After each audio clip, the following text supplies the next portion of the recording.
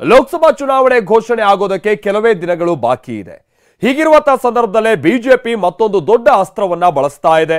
ಅದು ತೀವ್ರ ಚರ್ಚೆಯಲ್ಲಿದ್ದಂತ, ವಿವಾದಕ್ಕೂ ಕಾರಣ ಆಗಿದ್ದಂತ ಪೌರತ್ವ ತಿದ್ದುಪಡಿ ಕಾಯ್ದೆಯನ್ನ ಜಾರಿ ಮಾಡಿ ಅಧಿಸೂಚನೆಯನ್ನ ಹೊರಡಿಸಿದೆ. ಈ ಮುಖೇನವಾಗಿ ವಿಪಕ್ಷಗಳಿಗೆ ಮೋದಿ ಸರ್ಕಾರ ಮಾಸ್ಟರ್ ಸ್ಟ್ರೋಕ್ ಕೊಡೋದಕ್ಕೆ ಪ್ಲಾನ್ ಮಾಡಿದೆ. ಹಾಗಾದ್ರೆ ಏನಿದು ಸಿಎಎ ತಿದ್ದುಪಡಿ ಕಾಯ್ದೆ? ಈ ಕಾನೂನು ಜಾರಿಗೆ ಕೆಲವರು ವಿರೋಧಿಸ್ತಾ ಇದ್ದಿದ್ದು ಯಾಕೆ? ಬನ್ನಿ ತೋರಿಸ್ತೀವಿ.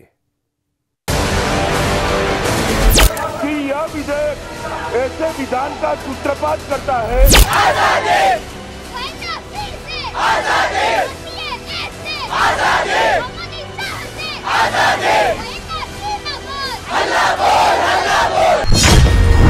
ಲೋಕಸಭೆ ಚುನಾವಣೆ ಘೋಷಣೆಗೂ ಮುನ್ನವೇ ಮೋದಿ ಮಾಸ್ಟರ್ ಸ್ಟ್ರೋಕ್.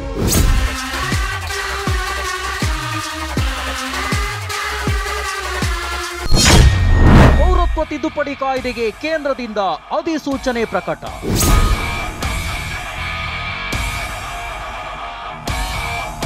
ಮುಸ್ಲಿಂ ಸಮುದಾಯದ ತೀವ್ರ ವಿರೋಧದಿಂದ ಕಳೆದ 4-5 ವರ್ಷಗಳಿಂದ ಜಾರಿಯಾಗದೆ ಬಾಕಿ ಉಳಿದಿದ್ದ ಪೌರತ್ವ ತಿದ್ದುಪಡಿ ಕಾಯ್ದೆಗೆ ಕೇಂದ್ರ ಸರ್ಕಾರ ಅಧಿಸೂಚನೆ ಹೊರಡಿಸಿದೆ.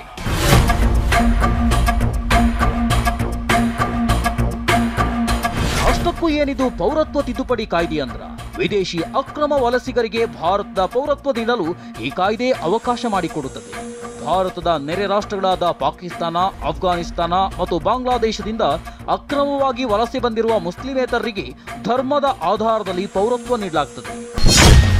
ಆಗಲೇ ಹೇಳಿದಂತೆ ಬಾಂಗ್ಲಾ, ಅಫ್ಘಾನಿಸ್ತಾನ, ಪಾಕಿಸ್ತಾನದಿಂದ ಬಂದ ಮುಸ್ಲಿಮೇತರ ವಲಸಿಗರಿಗೆ ಭಾರತೀಯ ಪೌರತ್ವ ನೀಡುವ ಮಸೂದೆ ಇದಾಗಿದ್ದು 1955ರ ಪೌರತ್ವ ಕಾಯ್ದೆ ತಿದ್ದುಪಡಿ ಮಾಡಿ 2016ರಲ್ಲಿ ಸಂಸತ್ನಲ್ಲಿ ಮಂಡನೆ ಮಾಡಲಾಗಿದೆ.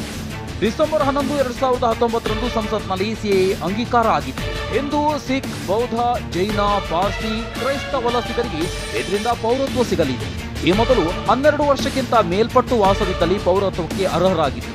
ಮುಸ್ಲಿಮೇತರ ವಲಸಿಗರು 6 ವರ್ಷ ನೆಲೆಸಿದ್ರೆ ಪೌರತ್ವಕ್ಕೆ ಅರ್ಹರಾಗಿತ್ತು. ಇದೀಗ ಸೂಕ್ತ ದಾಖಲೆ ಇಲ್ಲದಿದ್ದರೂ ಪೌರತ್ವಕ್ಕೆ ಅರ್ಜಿ ಸಲ್ಲಿಸಲು ಅವಕಾಶ ಇದೆ. ಆದರೆ ಈ ಕಾಯ್ದೆಯಡಿ ವಲಸೆ ಬರುವ ಮುಸ್ಲಿಮರು ಪೌರತ್ವಕ್ಕೆ ಅರ್ಹರಾಗಿರುವುದಿಲ್ಲ. ಅದರ ಬದಲಿಗೆ ನೆರೆ ರಾಷ್ಟ್ರಗಳಲ್ಲಿ ಕಿರುಕುಳಕ್ಕೊಳಗಾಗಿ ಭಾರತಕ್ಕೆ ಬಂದವರು ಅಂದ್ರೆ ಮುಸ್ಲಿಮೇತರ ವಲಸಿಗರು ಪೌರತ್ವ ಪಡೆಯಲು ಅರ್ಹರಾಗಿರ್ತಾರೆ. ಇದು ಕೂಡ 2014ರ ಡಿಸೆಂಬರ್ 31ರವರೆಗೂ ಭಾರತಕ್ಕೆ ಆಗಮಿಸಿದವರಿಗೆ ಮಾತ್ರ ಇದು ಅನ್ವಯವಾಗಲಿದೆ. ಸಂಸತ್ನ ಉಭಯ ಸದನಗಳಲ್ಲೂ 2019ರಲ್ಲಿ ಪೌರತ್ವ ತಿದ್ದುಪಡಿ ಕಾಯ್ದೆಯು ಪಾಸ್ ಆಗಿ ರಾಷ್ಟ್ರಪತಿಗಳ ಅಂಕಿತ ಬಿದ್ದಿತ್ತು. ಆದರೂ ಅನುಷ್ಠಾನಕ್ಕೆ ಮಾತ್ರ ಬಂದಿರಲಿಲ್ಲ. ಸಿಎಎ ಕಾಯ್ದೆ ಮೂಲಕ ಮುಸ್ಲಿಂ ಸಮುದಾಯವನ್ನ ಟಾರ್ಗೆಟ್ ಮಾಡಲಾಗ್ತಿದೆ ಅನ್ನೋ ಆರೋಪ ಕೇಳಿ ಬಂದಿತ್ತು. ಇದನ್ನ ವಾಪಸ್ ಪಡಿಬೇಕು ಎಂದು ಮುಸ್ಲಿಂ ಸಮುದಾಯಗಳು ದೆಹಲಿ ಸೇರಿದಂತೆ ದೇಶದ ಅನೇಕ ಕಡೆ ಭಾರಿ ಪ್ರತಿಭಟನೆ ನಡೆಸಿತ್ತು. ಹೀಗಾಗಿ ಸಿಎಎ ಕಾಯ್ದೆ ಜಾರಿ ನೆನೆಗುದಿಗೆ ಬಿದ್ದಿತ್ತು. ಇದೀಗ ಲೋಕಸಭಾ ಚುನಾವಣೆಗೆ ದಿನಾಂಕ ಘೋಷಣೆ ಕೆಲವೇ ದಿನ ಇರುವ ಹೊತ್ತಿನಲ್ಲಿ ಕೇಂದ್ರ ಸರ್ಕಾರ ಸಿಎಎ ಜಾರಿಗೆ ಅಧಿಸೂಚನೆ ಪ್ರಕಟಿಸಿದೆ. 2014ರ ಡಿಸೆಂಬರ್ 31ಕ್ಕೂ ಮುನ್ನ ಬಾಂಗ್ಲಾ, ಅಫ್ಘಾನಿಸ್ತಾನ, ಪಾಕಿಸ್ತಾನದಿಂದ ವಲಸೆ ಬಂದಿರುವ ಹಿಂದೂ, ಸಿಖ್, ಬೌದ್ಧ, ಜೈನ, ಪಾರ್ಸಿ ಮತ್ತು ಕ್ರೈಸ್ತ ಧರ್ಮೀಯರಿಗೆ ಅನುಕೂಲ ದೊರೆಯಲಿದೆ. ಜೊತೆಗೆ ಅಕ್ರಮ ವಲಸಿಗರ ವಿರುದ್ಧ ದಾಖಲಾಗಿರುವ ಪ್ರಕರಣಗಳು ರದ್ದಾಗುತ್ತವೆ. ಪೌರತ್ವ ಪಡೆಯಲು ಆನ್ಲೈನ್ ಪೋರ್ಟಲ್ ಸಿದ್ಧ.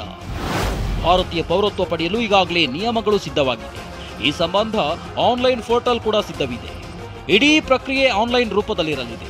ಭಾರತೀಯ ಪೌರತ್ವಕ್ಕೆ ಅರ್ಜಿ ಸಲ್ಲಿಸುವವರು ಭಾರತಕ್ಕೆ ವಲಸೆ ಬಂದ ವರ್ಷವನ್ನ ನಮೂದಿಸಬೇಕಾಗುತ್ತದೆ. ಈ ಬಗ್ಗೆ ಗೃಹ ವ್ಯವಹಾರಗಳ ವಕ್ತಾರರ ಎಕ್ಸ್ ಖಾತೆಯಲ್ಲಿ ಪ್ರಕಟಿಸಲಾಗಿದೆ.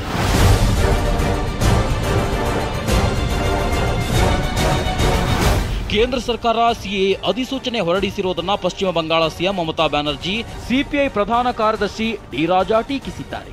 ಅದರಲ್ಲೂ ಮಮತಾ ಬ್ಯಾನರ್ಜಿ, ಇದು ಬಿಜೆಪಿಯ ಚುನಾವಣೆ ಗಿಮಿಕ್, ಇದರಲ್ಲಿ ಒಳ್ಳೆ ಅಂಶಗಳು ಇದ್ರೆ 6 ತಿಂಗಳ ಹಿಂದೆ ಏಕೆ ಜಾರಿ ಮಾಡಲಿಲ್ಲ ಎಂದು ಪ್ರಶ್ನಿಸಿದ್ದಾರೆ.